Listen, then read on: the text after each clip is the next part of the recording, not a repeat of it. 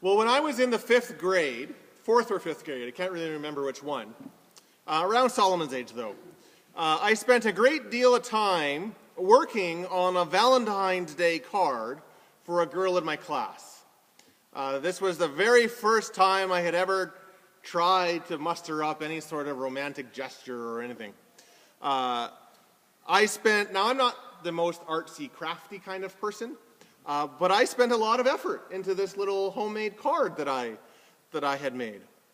So with all my muster on Valentine's Day, I walked up to this girl, and I gave her this handmade, hand-sparkled, hand-crafted card. She took one look at it and gave it back. I know, right? Like, really?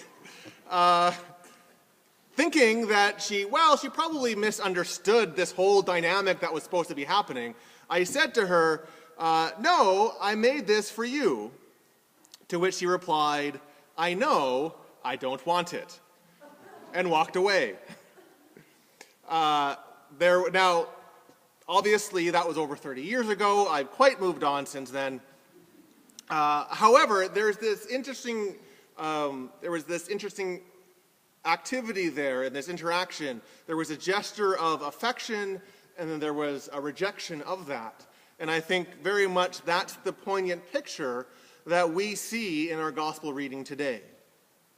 Jesus speaks of Israel's continual rejection of himself and of God's presence and offer of love and care and salvation. God had continually come to comfort Israel, to save them, and they continually reject it. And because of that, Jesus is quite bold in declaring to them the consequences of turning away from Jesus. I invite you to turn to Luke chapter 13 if you wish to follow along. That's on page 78 of the New Testament portion of your Bibles. So there's this offer of affection, there's this gesture of affection, and there's rejection.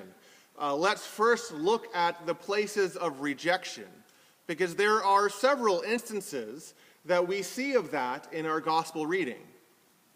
Jesus is on his way to Jerusalem. He is going through all the cities along the way, and he's doing what he always does. He heals people, he drives out demons, he teaches. And as he is moving to Jerusalem, to his eventual crucifixion, and he's quite open about that, in this place, Pharisees approach him, and they inform Jesus of something that Jesus probably already knows. Leave this place, they say, and go somewhere else, because Herod wants to kill you. Now, scholars are unclear if this was a friendly Pharisee, so if this Pharisee actually wanted to protect Jesus, and so was trying to say, you need to go somewhere else, otherwise you're going to be killed, or if this was an attempt just to get this troublemaker off of the scene. You know, we don't care if he's doing his thing in a different place, just don't do this here.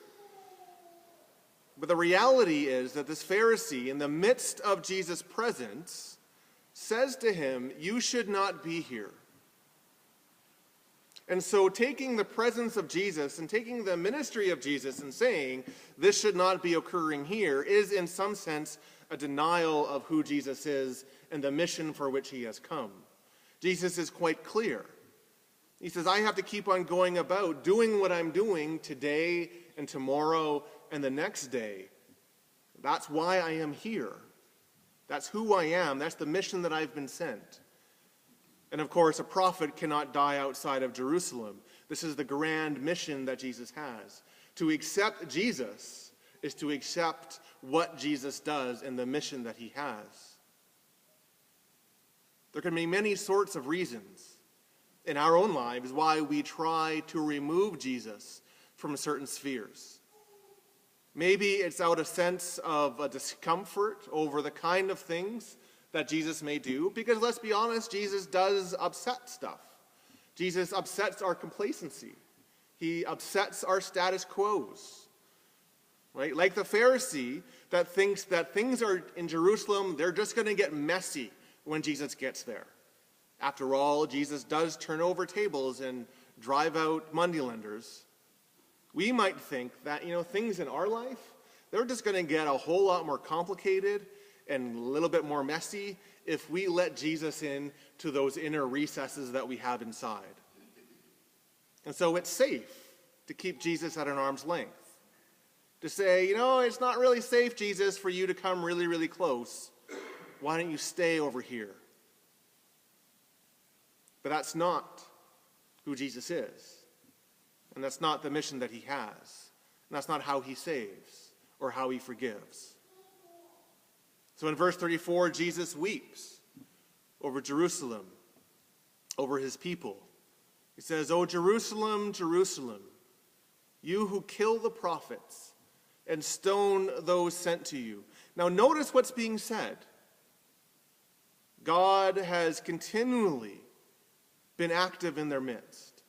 Time and time again, God has held out the message of his love and his grace and his forgiveness time and time and time and time again. That's what we see in the prophets of the Old Testament. And so often we look at these prophets and we say, well, they are just all about doom and gloom, declaring horrible things to a wicked people. See, but even though there was challenging words, underneath everything was this call to return to God and live. God inspired the prophets always to say, choose life, choose blessing, choose forgiveness, choose me. But time and time again, they were discarded. Jeremiah was thrown into a cistern and left for dead. Tradition says that the prophet Isaiah was killed by sawing him in half. Others were stoned to death. And we even see this as we jump forward into the book of Acts. The disciples, they are arrested, they are killed. Stephen is stoned to death in front of Paul. Israel focused too much on themselves, focused too much on how things should be based on how they understood it. Israel focused too much on building up their own kingdoms of might and prestige based on human classifications. They were continually blind to the actions of God. They couldn't see what God was doing in their midst. And so they were unwilling, Jesus says, to accept the actions of God, to receive the call of God. And because of all of this, Jesus says, look, your house is left to you desolate. Now, a house is really a term for the temple. But the temple is really a symbol of the entire city of Jerusalem, which is really a symbol of the entire faith life of Israel. So Jesus is really talking about their whole understanding, that whole center of their faith, the center of their spirituality, if we say. It's not just the temple, it's their whole life of faith. It says it's left desolate. It's empty. Deprived of the deep presence of God that only God can bring. It's cold. It's alone. Think of what, if you've ever sat in this church at the end of Maundy Thursday, and we're getting there in a couple of weeks, or Good Friday, think of that when everything is stripped away and there is no sign of the Spirit of God in this place, where it looks like this place, this church, everything that this church stands for is nothing but an empty shell. It is cold and wasted away. Jesus says, that's your spiritual life.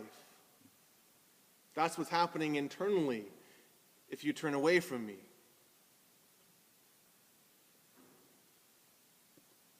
But Jesus also holds up a wonderful image of his love for the people.